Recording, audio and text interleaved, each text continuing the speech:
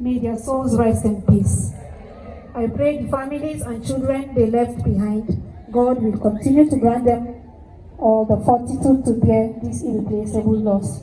Thank you very much.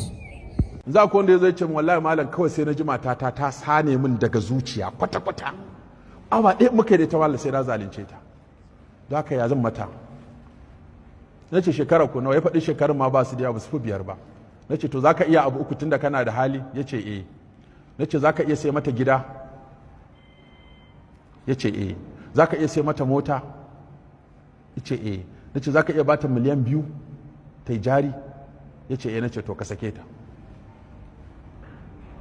Ya je sai mata gida na miliyan 4, ya sai mata mota ta miliyan 2, ya bata miliyan 2, miliyan 8. Saboda ya ce gabaki ɗaya wato sun yi wani irin bauni suka yi malam, irin baunin nan. Shi ya yawo a turai, ya yawo a irin, ya ga irin abubuwa na tsiraici da na al'adu da na waye, irin kansa ya buɗe da yawa. To da ya aure ta sai ita kuma ga ta da addini, amma kuma babu wayewa malam.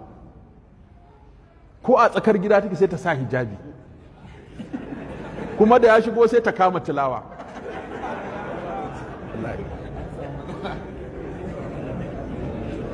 In ya taba subhanallah subhanallah, wato in ya zo da dare shi kuma yana sa a kunna fitila sai ta kashe. Ya je siyo mata irin kayaki, ya dauke ta suka tafi Dubai wai ta ga duniya, ya kai ta Saudiya, ya kai ta London, duk ya ta waye, ta ki wayewa. Shi yasa wani malami yake cewa ku ba su tilawa izu 20, ku wayar da su izu 40.